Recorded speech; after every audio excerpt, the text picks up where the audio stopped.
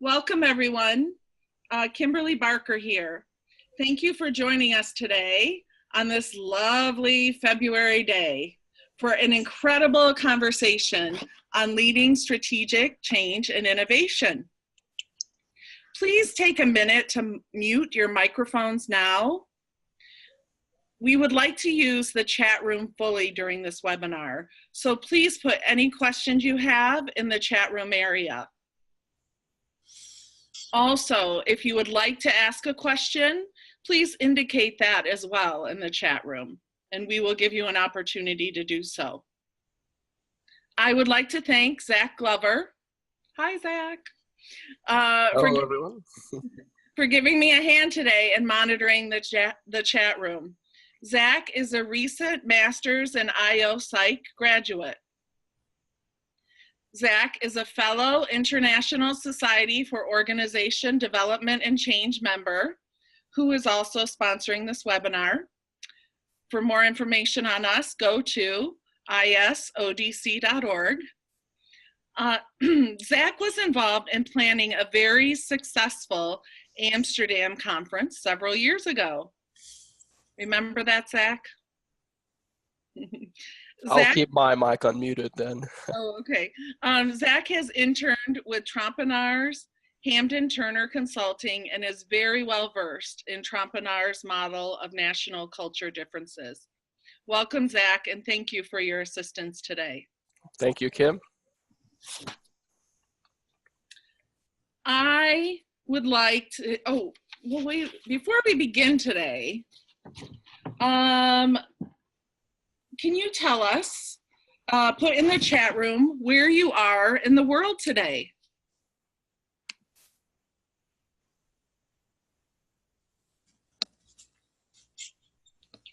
And Zach, if you could maybe help us read some of these, that would be great.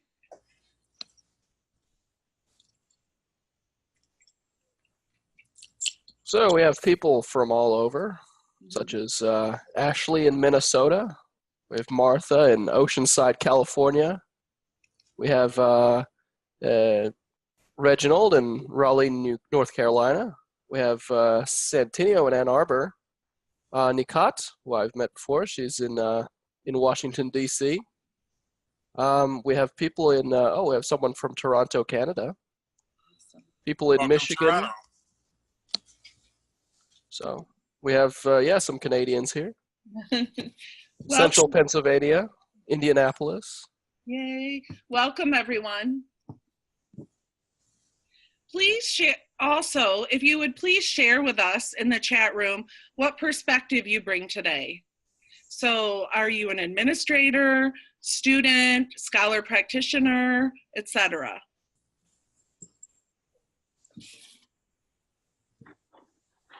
I'm a scholar practitioner. I see Laura's a student.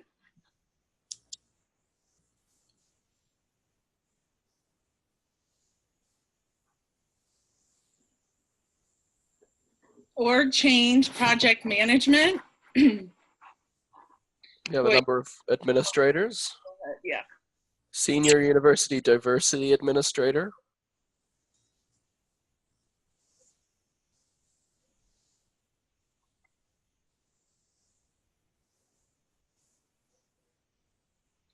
Org change, project manager at a pharmaceutical industry.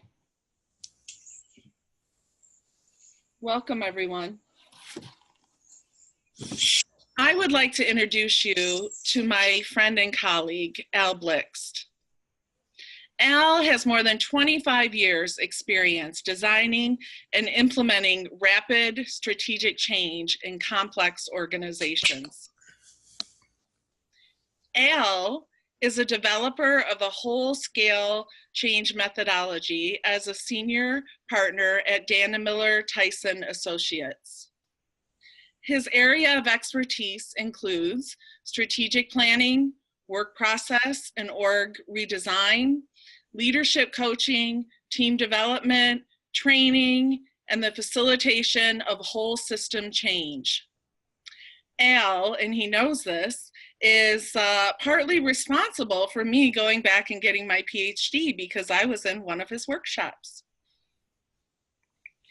Al also serves as the managing partner of New Campus Dynamics, a firm that specializes in supporting innovation and change in higher education. He is the author of 4 books, including being co-lead author of Leading Innovation and Change, a guide for Chief Student Affairs Officers on Shaping the Future. Welcome, Al. Thank you. Excuse me, to begin with, what can you tell us about truly leading strategic change and innovation? Kim, what a great question. What a great segue. Why don't we take a look at what our topics for today are going to be. So if I've got any luck at all, what do I need to do to change slides here? There we go. Over the next hour, what I'm going to do is to share with you what I think I know about leading strategic innovation and change. During this time, there are going to be some points where we're going to be able to stop and have questions, and I'm going to count on Zach to kind of curate that. People can send in their questions as we go along, but 2 or 3 times during this presentation, we'll stop and check in and see what you think about things. But the topics that we're going to try and cover, first of all, just kind of an overview of innovation, change, and leadership. Then 2 topics that relate to the leadership part, which is preparing yourself to lead and preparing your team to lead, building an innovation leadership team. The second major section here is going to be about building an innovation infrastructure. And Larry and I are big fans of the idea of making innovation part of how we do business, as opposed to a one-off project, which is, gone and then forgotten. Then the last section that we're going to deal with is actually kind of an overview of the work of innovation and the work of change, which we distinguish, and we'll talk about what we mean by what's the difference there. And finally, we're going to share a few stories. Now, although my work over the last 25 years has been in just about every sector of the economy, I've worked in manufacturing, in the auto industry, and federal government, healthcare. Over the last 10 years, most of my work is in higher education. So a lot of the references that I'm going to make are to the higher education sector, but that doesn't change the fact that these principles will apply just about anywhere. Okay, why do we need innovation and change now? Many of you are familiar with Albert Einstein's quote, "We can't solve the problems today with the same thinking we used when we created them." The reality is our world is changing so fast that we have got to have new perspectives. And, you cannot extrapolate from the past into the future and get to where you need to go. What do leaders really do? A lot of you are familiar with John Kotter. He's certainly a change guru, and Kotter's eight steps are well known to everybody. But I love this quote. Leaders don't make plans. They don't solve problems. They don't even organize people. What leaders really do is prepare organizations for change and then help them as they struggle through it. And this distinction between leadership, which is preparing people for a new, different world, and management, which is about the here and now and getting things done, are both essential roles for people in executive positions, but they're different roles. We're going to talk a little bit about leading when it comes to innovation. So innovation, by the way, you cannot get away from this word. It is everywhere in the popular press and the business press. It is probably used and misused in lots of different ways. But for today, I want to talk about 2 kinds of innovation. The first, let's categorize as sustaining innovation.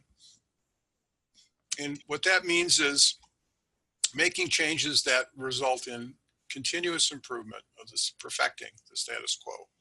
So sustaining innovations are improving processes or products, improving training and professional development, improving communication, improving service delivery. You'll notice the commonality there is the word improved. Things just get better. But we don't necessarily have to turn the organization upside down in order to get those results.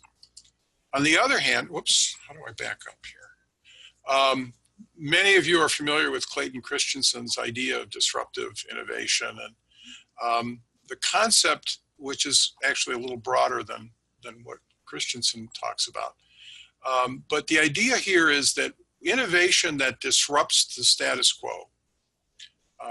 And you know, when 100 years ago, automobiles were disrupting the blacksmithing business, the whole infrastructure.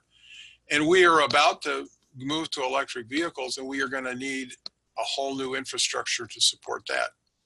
So, you know, the idea of disruptive innovation is that it causes changes in the essential structure of work and processes in organizations. So instead of improved anything, disruptive innovation means new processes, new products or services, new technology, new roles, new structures, and organizational transformation. It also means very often disrupting the culture that people have. So both kinds are important.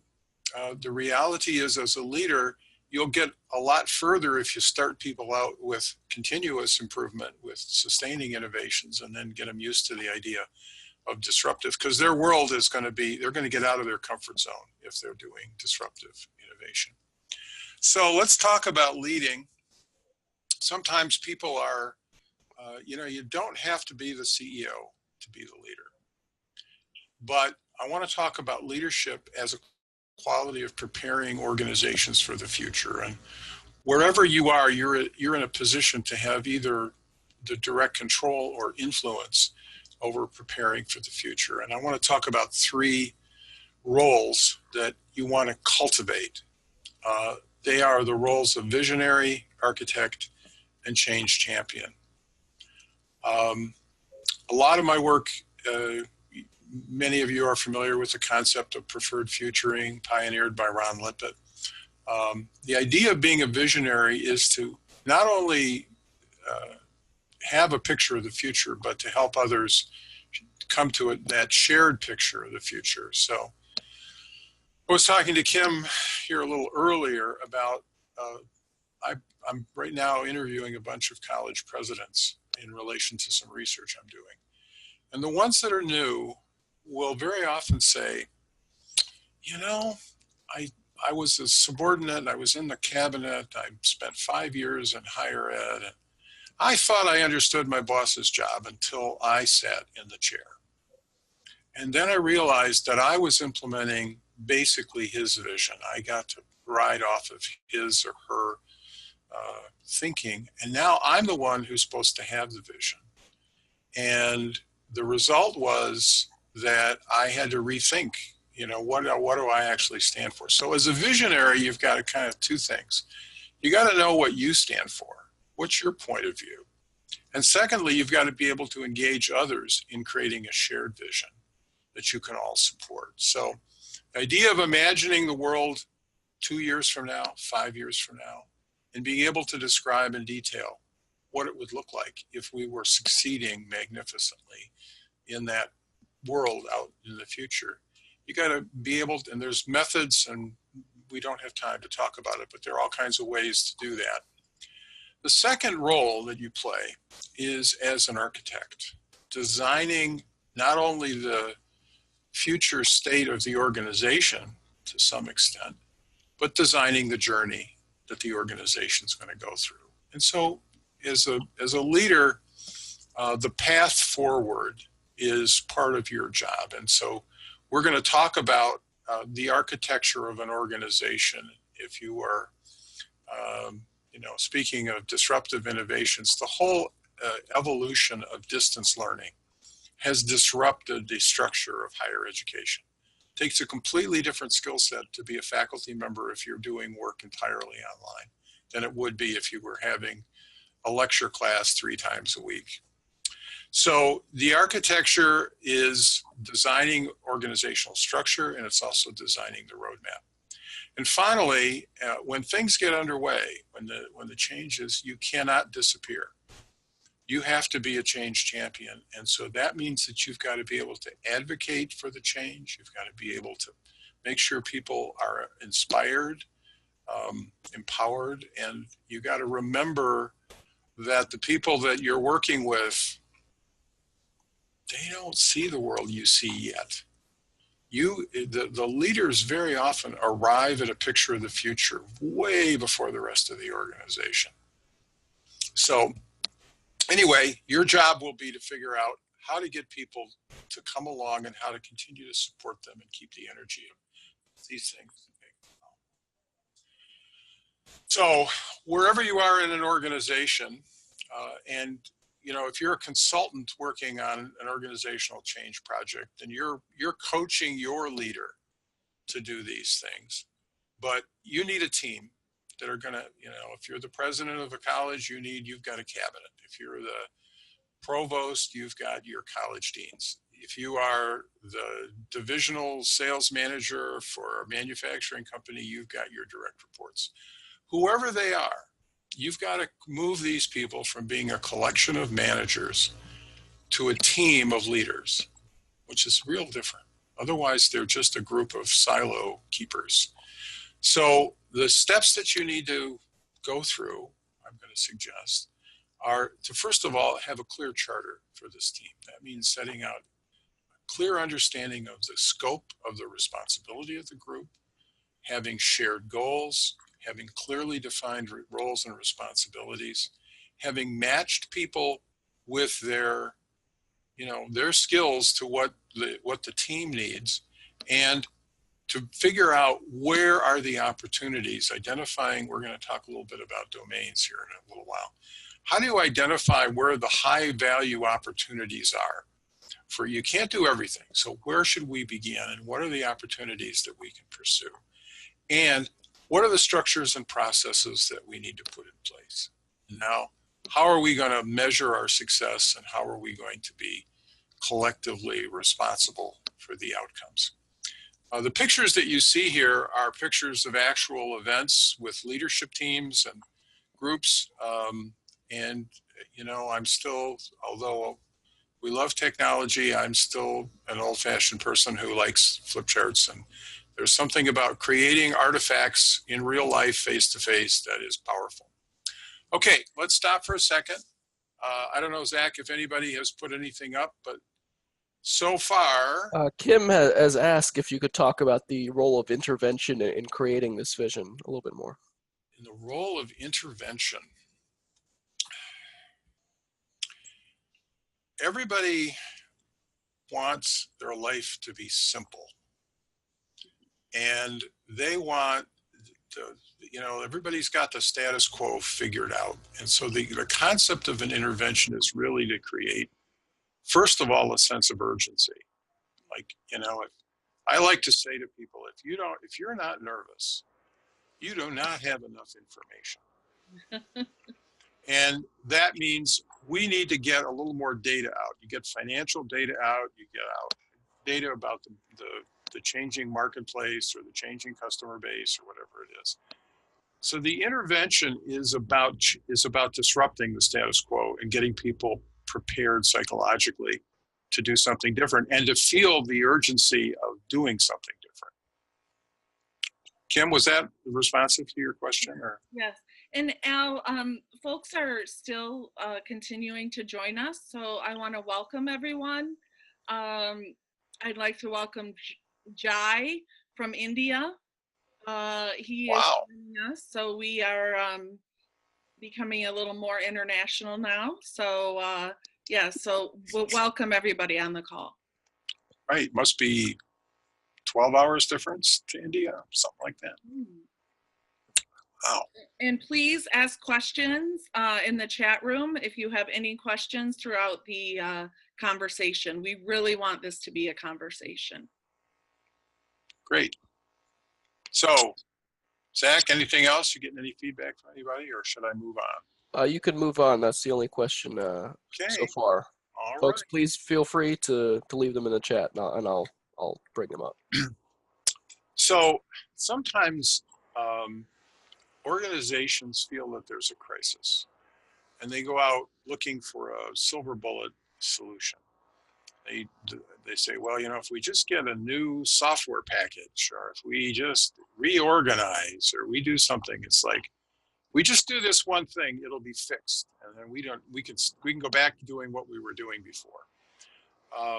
The reality is that adaptation to a new and changing world is a continuous process. And so you need to figure out a way to build that continuous adaptation into the way the organization works.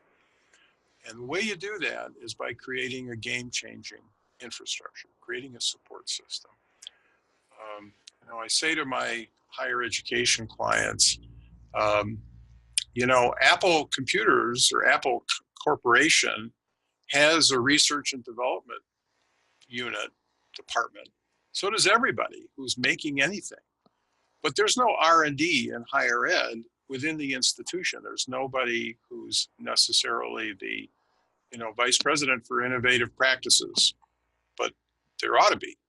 And so what we're suggesting here, and we like to call it an innovation hub, because it's the way of bridging across the organizational boundaries, all of the different silos and functions, and getting people talking to each other in ways that will generate a steady stream of ideas, some of which will work and some of them won't.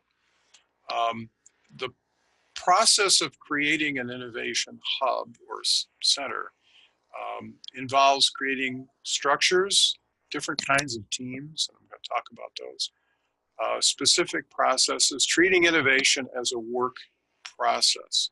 So over on the right-hand side of your screen, you'll see an illustration of 5 subject matter areas that are important to adapting higher education.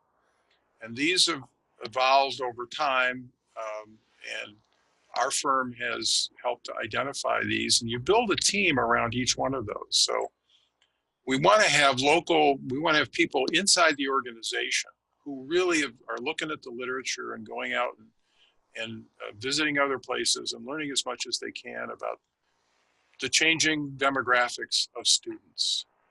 And when I point out to leaders that, you're entering freshmen this year, the 18-year-olds, they were born after 9/11. Oh my They God. don't remember 9/11. As a matter of fact, they hardly remember the 2008 recession unless their big brother had to move back into the basement because he couldn't afford to live in an apartment, or unless the mom and dad lost their house. So one of the things that's changing is these students they live and breathe technology. If you can't do it on your phone, they won't do it. And they are debt phobic because they have seen how the recession of 2008 impacted their family. They've got a whole different set of values and attitudes. And if you don't understand that, and then you've got a whole group of adult learners that are in an emerging market that have a different set of needs. So you've got to have somebody who's really looking into that. Same thing is true of the world of work. We've got different employer expectations. We've got different technology needs. Even people who have been out in the workforce for 5 years are probably behind the leading edge of what's happening. And so you've got to be paying attention to what kind of skills and abilities our employers looking for. Because the other thing these young people are going to tell you is, I need a job. So not only do I want no college debt, I want to make sure that whatever I get from you, I'm going to be employed. Then, of course, technology is everywhere, changing everything for everyone. For higher education, student engagement, being able to make the experience meaningful and avoiding student dropout, improving the retention rate is the best strategy that is the thing that's at the top of the priority list for many. And finally, which is really interesting in higher ed, but it's also true in employee engagement in every field, and that is to create meaning and purpose for people in the work that they do every day. And so you end up with people who can inform your strategic thinking by becoming something like experts on these fields. And then you bring those people together in doing what I'll call ideation, running a think tank, looking for opportunities. And you'll notice that the Innovation Hub touches in the lower, this example is for student affairs, but it could be anybody. You can see all the different departments that are touched within a student affairs division, that the hub is a way of connecting people. So you end up whether it's a physical space, you don't necessarily, the innovation hub can be virtual or it can be real, it can be physical. But what you need is a committed group of people whose part of their job description is creating this pipeline of ideas. So, innovation is a work process. It's quantifiable. It involves at least these 4 steps. This is kind of a macro view of innovation. First thing is you bring people together to find high value opportunities, whether that's high value opportunities for improving the student experience or improving student employment or improving orientation or whatever it is. People come up with ideas based on their real life experience, and we would often bring 300 people together who don't usually talk to each other to talk about where are the opportunities for doing things better here. Secondly, you end up developing that information exchange into potentially viable ideas. So people will generate a lot of ideas, and then those get tested, piloted, or vetted in some way. And the ones that are the winners end up being taken to scale. So the last step is to implement the best results, the best ideas, and monitor results. So if you think of innovation as developing a good idea and creating a plan for implementing that idea, then the next step will be actually getting that change implemented.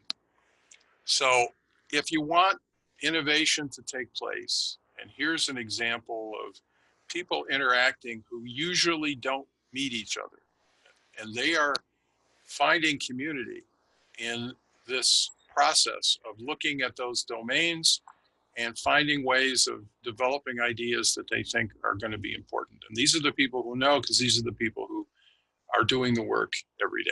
So if you want sustaining and breakthrough ideas to be generated, you train everyone in innovation and change, which means not so much that you have a class, but that you have activities that involve people, and they experience that and they get the idea. You have these ideation sessions periodically. You then create teams to develop the innovation teams to develop these ideas, and following the Deming plan, do, check, act cycle, you end up finding ideas that you can take this to scale. You create, as part of the culture, smart failures. Like one of our clients said, fail fast, fail forward. There's only 2 things that can happen. We either succeed or we learn. There is no failure. We just have more data. So you have that, and this is, you're fighting a culture that like discourages risk taking.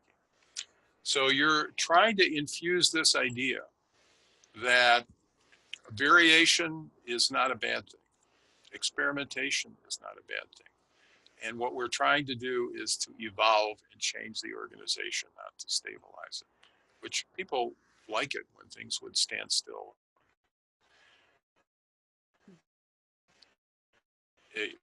Very often the client, the system done, can we stop? We're exhausted, right? So you've got to figure out what the rhythm of that process is going to be. On the other hand, much of my work over the last 25 years has been involved in moving the organization from the status quo to the new future. And so the work of change involves, and I'm going to quickly talk about the what we call the DVF secret formula for change, which many of you may understand. Talk a little bit about roadmaps for managing the change process. Talking about engagement, getting the right people involved, and what it takes to actually keep sustaining the momentum, and that includes having early wins. And storytelling. So, oops, what did I do? Back up. How do I back up? Okay. Do you have a slide for questions coming up? Yeah. Yeah, well, let's watch We have some questions in the chat. Let's do it. The first is from Amnat. When I hear creating a sense of urgency, especially in an environment where people already feel that their work is paced that way, how do we ensure we keep this in the spirit of exciting change and not something that is so seemingly disruptive that people become more stressed and less receptive to the change and the intentions behind the change? Well, that's a great question. And the answer is, when I said being a change champion and having a compelling vision, um, we're going to get through this. I look at, I look at organizations that are in industries that are really challenged, and the change is often not welcome. In the medical field, the switch to electronic medical records, where everybody had to do everything on a computer, doctors hated it. They did not want to adopt that. The idea of managed care, the idea of rationing care, all of that stuff that had to do with the financial model and the technical model caused people a lot of angst. And unless the people can see something at the end of the day, at the end of the road, a vision that's worth fighting for, then yes, they will be exhausted. So part of the two parts to the answer. Number one, you need a compelling vision that keeps people going. And number two, the rhythm of the change process has to match people's, energy level. Anything else? Yes. So Martha asks, can you please elaborate on infuse innovation into the culture? And Nikat asks, how do you infuse innovation into a culture without burnout? Okay, so where did we have that? Infusing innovation into the culture. Culture, the definition of culture is how we do things around here. The unwritten rules of behavior and expectation, the assumptions that we make. And so if, let me give you an example of how culture is changed. You get people to change their behavior and the culture will change. But how do you get people to change their behavior? Many years ago, I was working with the finance department at Chrysler Corporation. And in the old days at Chrysler, if you were in finance and you were an analyst and you made a prediction about what something was going to cost, a new windshield wiper blade or whatever, if you came in under cost, you were a hero. If you came in over cost, you were punished.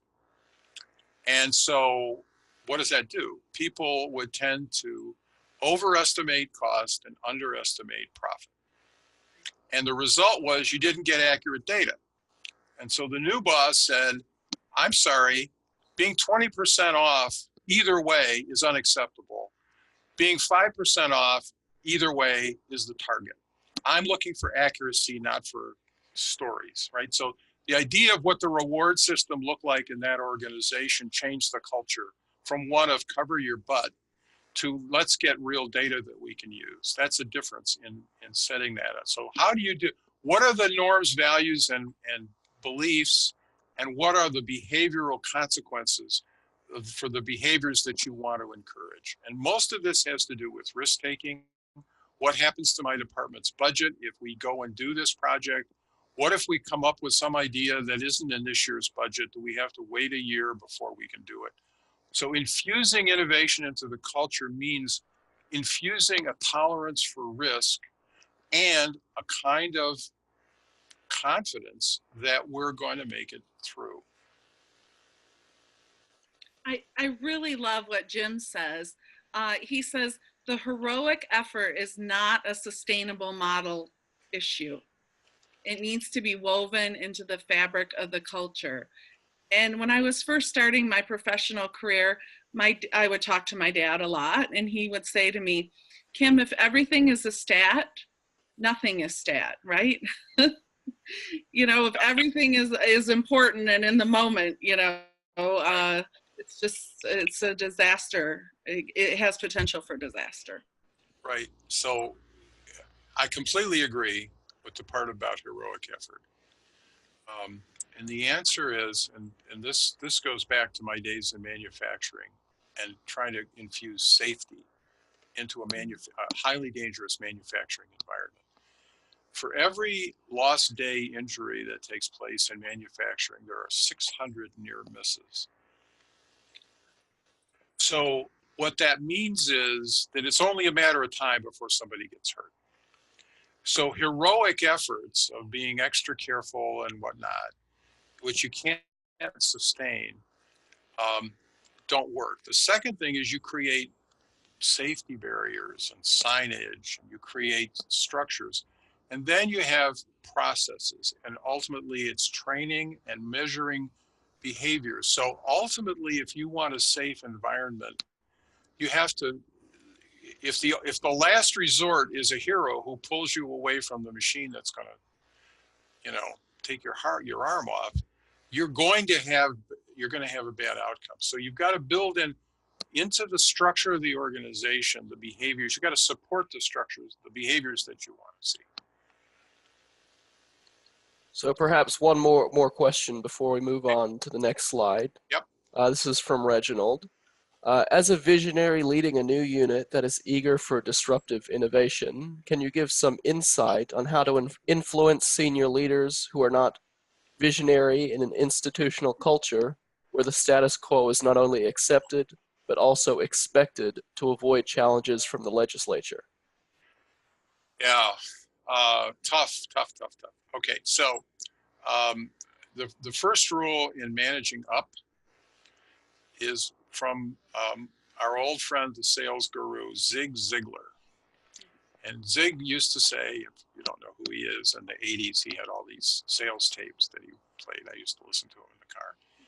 He said, sales is the process of getting you want by helping other people get what they want. So you need to understand what your boss is being graded on. What are the priorities that are going to affect his or her life?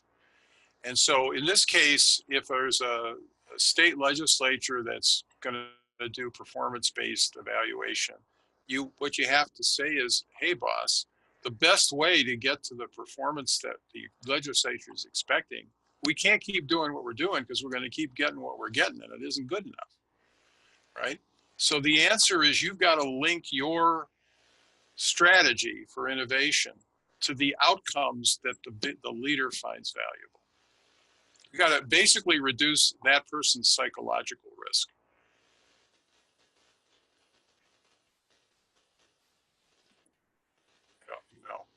That's the best I can do. I mean, you'd have to, but essentially, your ability to manage the anxieties of leaders, which is, sometimes you can't. I mean, sometimes it's time to get a different job. But you have to figure out, what do I do to get on the same page with my leader in terms of that person's priorities? Al, why don't you think more leaders seek to have an innovative culture?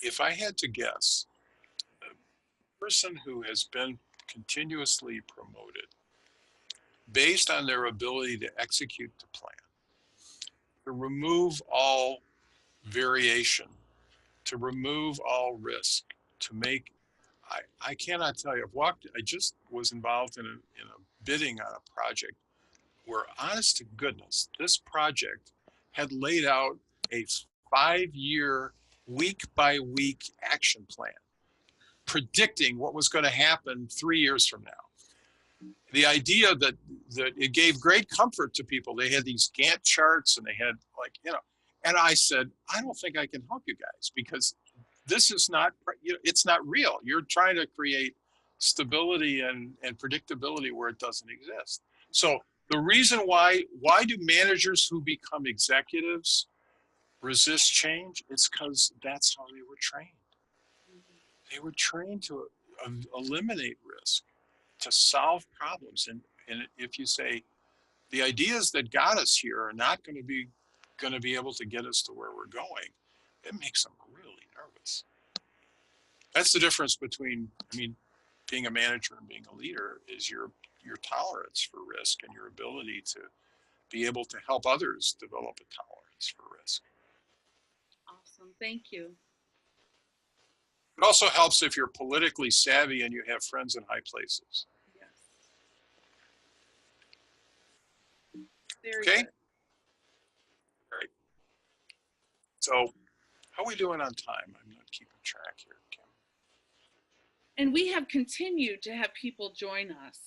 Okay, well, welcome all you new folks. Yeah.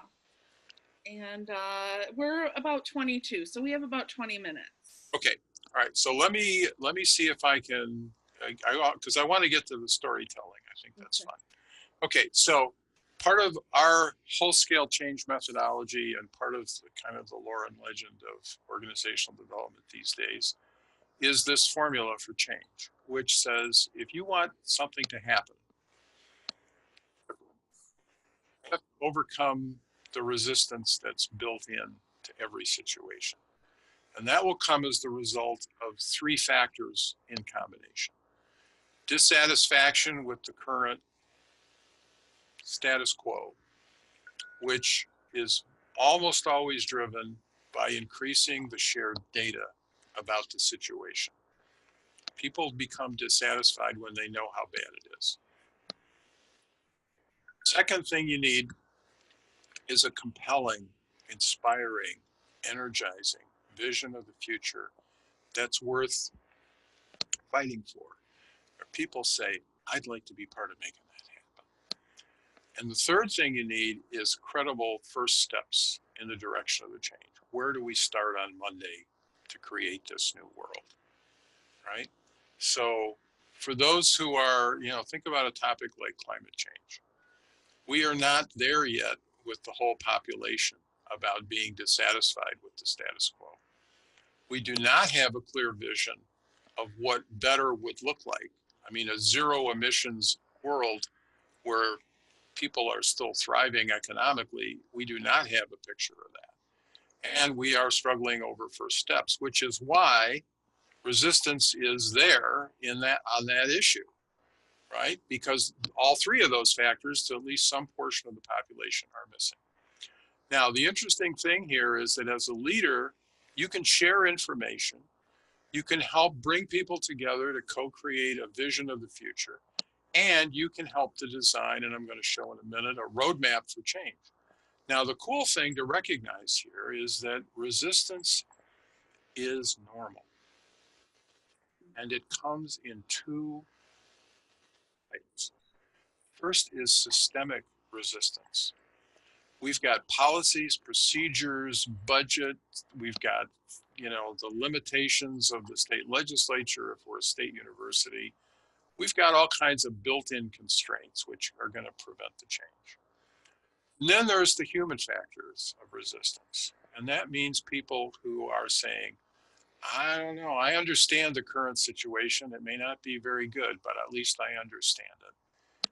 And if we change, I might not fit in, or, I might lose my job, or we're going to have layoffs, or, whatever it is, the risk, the danger of the change freezes me. So you got to address both the systemic and the human factors of resistance. But the interesting thing is that at least with regard to the human factors, what's bothering people is valuable data. And you can actually pull people over from the R side over to the DVF side if you can figure out, sometimes they're right. When they say that won't work, and you'd say, okay, but what would work? And they say, well, if we did this instead, we could make it work. So we end up with the process of strengthening the D, the V, and the F, which are multiplied together, and trying to address and honor the R in a way that allows us to come up with solutions that are better at the V and the F.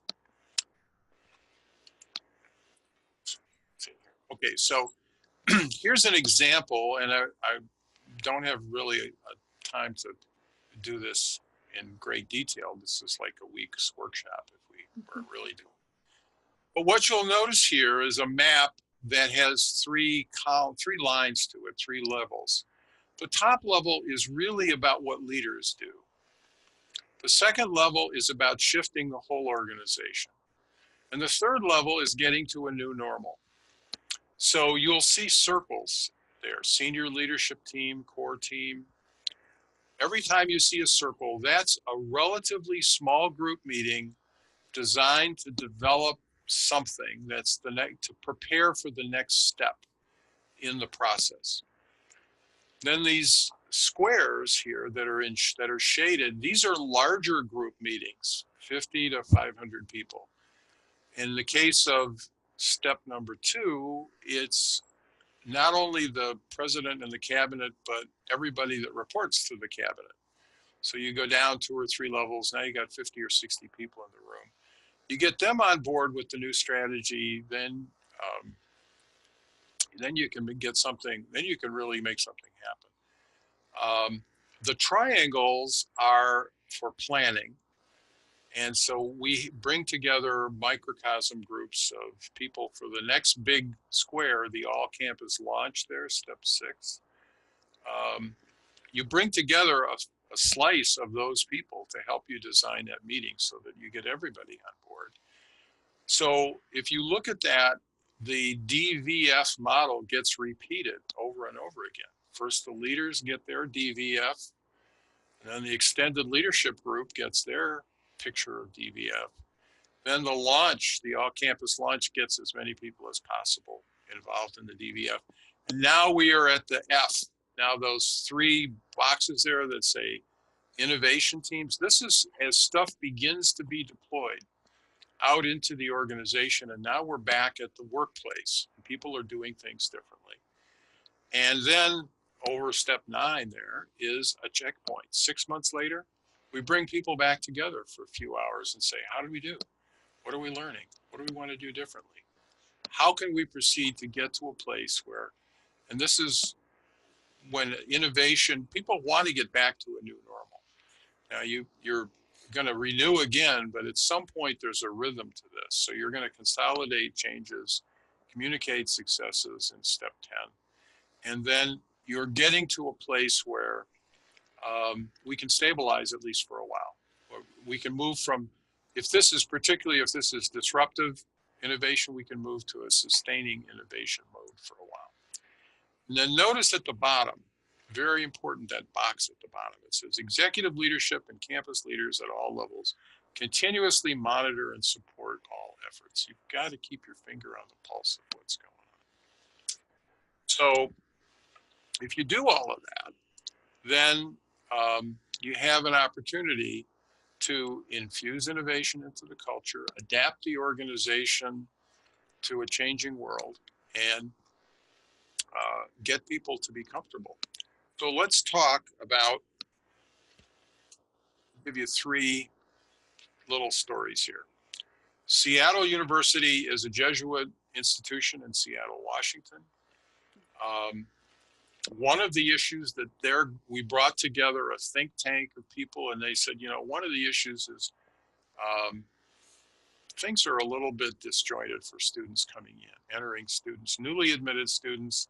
The enrollment process is confusing. They have to go to a bunch of different offices. It's just, students are letting us know that they're just not comfortable. And so we said, what if incoming students had a single place online for everything they needed to do? There's a concept. So the result was a new student portal that was designed. A single place for all communication. If I'm an entering student, if I want to find out about where to, my residence hall assignment, and finding a new roommate, and where do I get textbooks, everything about class registration, all of that was put online. And there's 24/7 access. And there were checklists to help the student make sure that they had done everything they needed to do. But what it did was, of course, this originated in student affairs, but everybody in financial aid and academic affairs and finance and all of these people had to coordinate, because everybody who touched students had to participate in creating the portal. Story, University of North Georgia. We brought together, again, this happened to be a student affairs group, but we had a domain. I don't know if it says there's hundreds, maybe thousands of student employees at the University of North Georgia. It's about 10,000 student school. And that's, see where it says WOW domain team? That stands for World of Work. We had a domain team that was studying preparation for gainful employment for students. And the question that they asked was, you know, we employ hundreds and hundreds of students. Are they learning anything, or are they just earning some money? So we said, well, what if we partnered with HR to make the student employment experience more like the real world? What a concept. So the result was a new student workforce preparation program, new partnership with HR, new hiring process where you applied through HR. There was an opportunity to learn about writing a resume. There was all of the things that, and it professionalized the student services that they provided, whether it was services in the media center or tutoring or the cafeteria or whatever it was. And so the result there was that students got real world skills in addition to being able to earn some money to help them pay their way through school.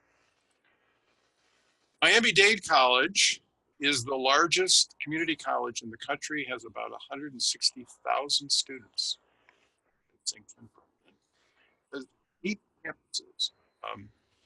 And in the case of Miami-Dade, the state of Florida had basically eliminated remedial classes. And as a community college, they are open to anyone. And so the even motivated students were still failing the basic college math class. And the failure rate was as high as 50%. And when you've got 160,000 students and you have 12,000 of them taking math and 6,000 of them are failing, you figure, and they've got to get back in line the next term to take it again. You see what kind of a problem you're creating here? I mean, it's not only bad for the students, it's like not great for the school. So the question would be, what can we do about that? If we can't, we can no longer, the state says we can no longer offer remedial classes because students don't want to pay tuition for things they don't get college credit for. What can we do about that? So we brought together academic affairs and student affairs deans. Actually, these are the real people you're looking at here. To work on that problem together. We had about 40 or so people that worked on that problem. And so we said, what if academic affairs and student affairs work together to redesign the Gateway Math experience? And they came up with a new Math 1033. It involved redoing the curriculum for that class, early diagnosis, in other words, evaluating students right off the bat, looking for students who are at risk and figuring out what kind of case management can we provide. We have just-in-time support, in-class tutoring. We've got student mentoring. They had to retrain the adjuncts who were teaching that class. And finally, the idea here was not so much just to teach math concepts, but for a lot of these students, how to learn study skills in general, how to learn how to learn. And so there was increased cooperation across all of the functions between academic and student affairs. And the result was a dramatic reduction in the failure rate. So now we have time for questions. And by the way, I'm put my email address down here. If you have anything that you want to ask me, you can write down my email address, send me an email, and I will respond. Any questions, Zach? Anybody? We have a question from Kim. What would you say is the biggest issue facing Michigan or U.S. colleges and universities today, or issues facing universities in the world today? Becoming irrelevant. The traditional colleges and universities dispense knowledge basically from a monopoly position.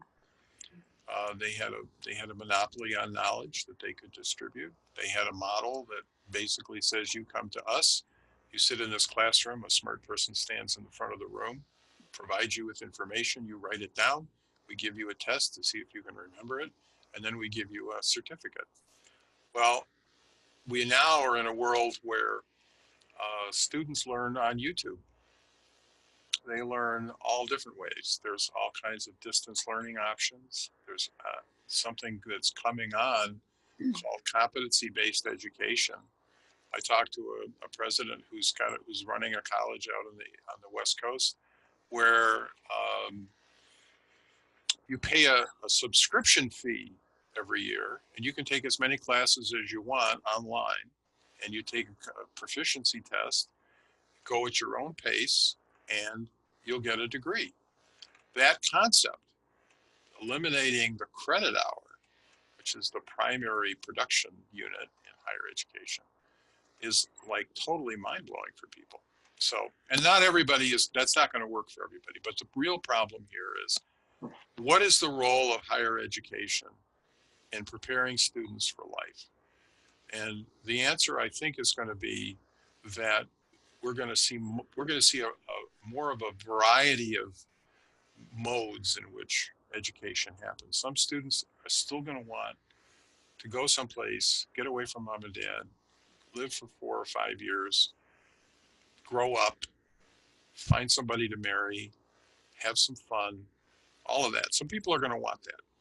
But some people are saying, I want to get to a job as quickly as possible, and I want to get the skills I need, and I do not want to walk away with a lot of debt. And some people are going to say, I'm coming back from Iraq. We got 1 million people who've cycled through Afghanistan and Iraq, some of whom are going to want to reskill and re-enter the civilian workforce. And they're not interested in going to a party on Friday night at the school or a pep rally.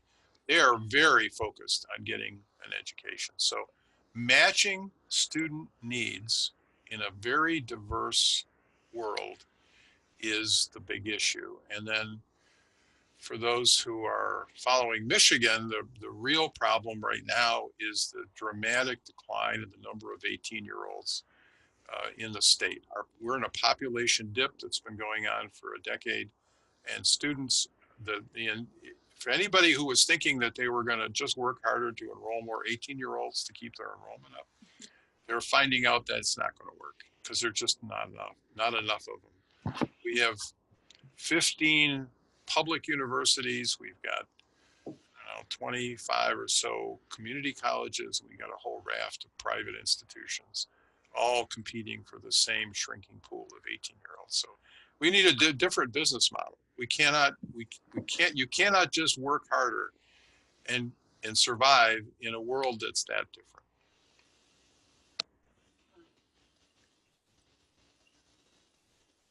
Great. Does anyone else have any more questions they'd like to ask?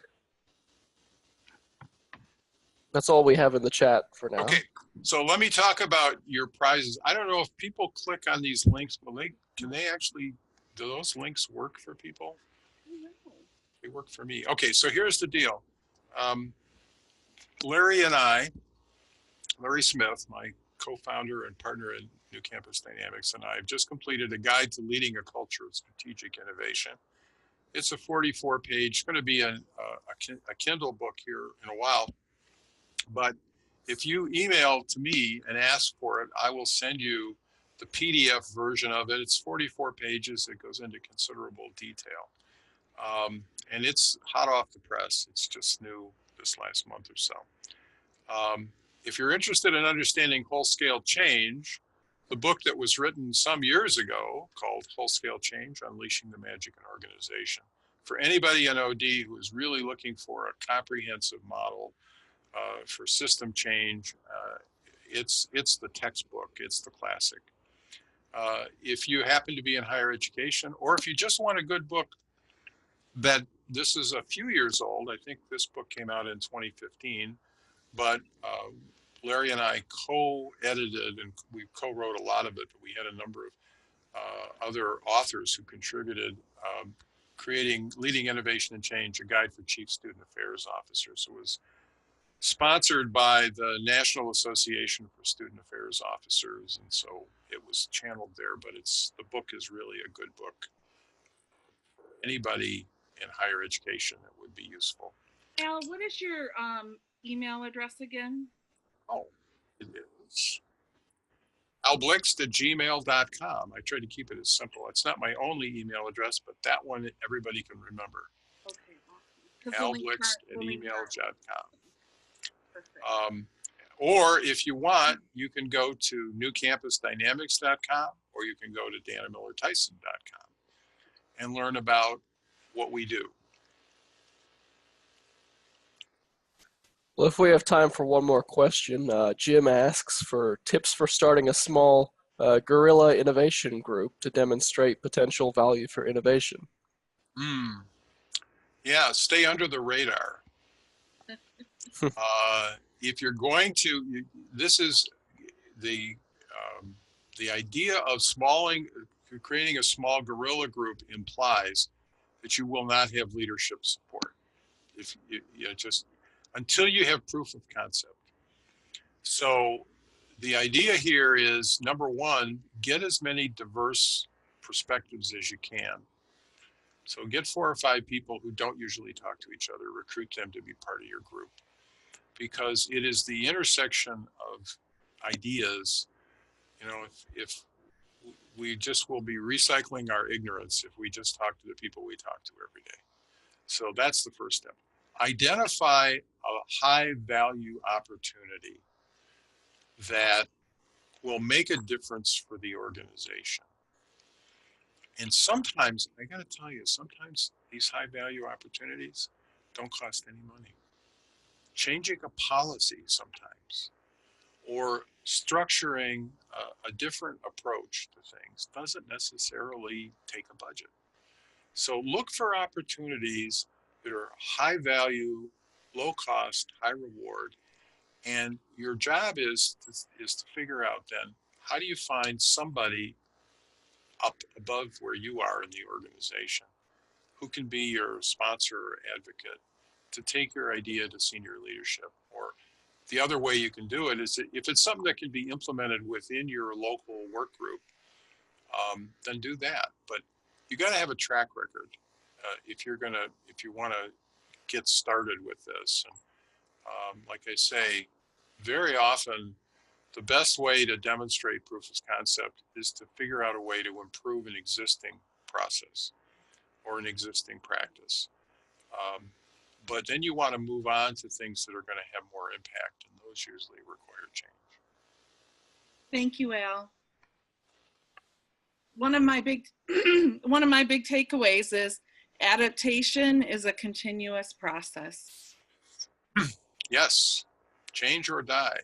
Yes, exactly. Thank you so much for joining us today, everyone. Just a reminder, a link will go out shortly to those who have registered for the webinar. I do encourage you to check out the International Society for Organization Development and Change. We are a crazily committed group of folks who want to change the world and make the world a better place. So there's so many opportunities from webinars such as this to newsletters to different conferences and events and opportunities all around the world. So please go to isodc.org for more information on the organization. Please also sign up for our April 11th webinar with Dr. Jerry Glover. The information will be going out or going up on the website very shortly for that. And lastly, please call someone today who would really like to hear from you. I guarantee that it'll make both of you feel great. Oh, your mother. Yes, absolutely. Oh, your high school friend you haven't talked to in 10 years. Yes, yes. And thank you so much. Great. Thank you very much. And Kim, I really appreciate it. And I'm just delighted that ISODC was interested in having me join you guys. And I hope that I can hear from people. And if you want, I'll just say this. If you email me and say, I'd like to talk, I will provide some free consulting, probably a half hour. But if people have an issue that they want to talk about, I would be happy to entertain that. And Zach, you were the best partner ever. So thanks, Kim. All right. Thanks, Thanks, Al. Yeah. Thank you, Al. Okay. Thanks, Al. Okay.